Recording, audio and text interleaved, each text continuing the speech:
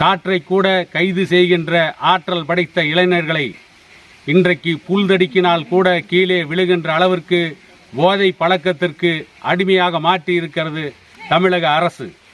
இதற்கு முன்பு ஆண்ட அதிமுக அரசு நடத்தியதா, திமுக அரசு நடத்தியதா என்று மிகப்பெரிய பட்டிமன்றமே நடத்த வேண்டிய நிலையில் இருக்கிறோம். தமிழகத்தை ஆண்ட இந்த 2 அரசுகளும் மாணவர்களையும் இளைஞர்களையும் மது பழக்கத்திற்கு அடிமையாகி சீரழித்தது. பெண்களை சினிமா மற்றும் நாடக கவர்ச்சியில் மயங்க வைத்து பெண்களை திசை திருப்பியது அதிமுக அரசு. இவ்வளவு பெரிய அயோக்கியத்தனத்தை செய்துவிட்டு வெறும் 1000 ரூபாயை குடும்ப தலைவிகளுக்கு கொடுத்து மிகப்பெரிய நாடகத்தை நடத்தி கொண்டிருக்கிறது திமுக அரசு. திமுகவாகட்டும் அதிமுகவாகட்டும் சினிமாவை வைத்து போதைப் பொருளை வைத்து தமிழகத்திலே ஆட்சி நடத்தி கொண்டிருக்கிறார்கள். தமிழ் திரைப்பட உலகமே இன்றைக்கு போதைப் பொருளுக்கு அடிமையாகிவிட்டது.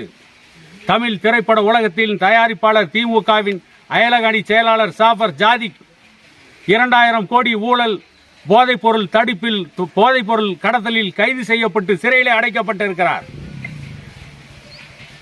பாம்பேவில் இருக்கின்ற ஹாலிவுட் அந்த திரைப்பட நடிகர்கள் எல்லாம் ஏற்கனவே போதைப் பொருள் மாஃபியாக்களோடு ஒப்பந்தம் போட்டு விட்டார்கள்.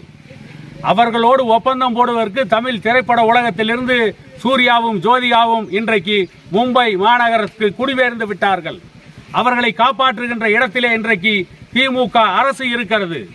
தமிழக இளைஞர்களை, மாணவர்களை, பெண்களை சீரழித்து விட்டு தமிழகத்திற்கு நல்லாட்சி கொடுக்கிறோம் என்று சொல்லிக் கொண்டிருக்கின்ற திமுக, அதிமுக கட்சிகளுக்கு முடிவு கட்டுங்கள்.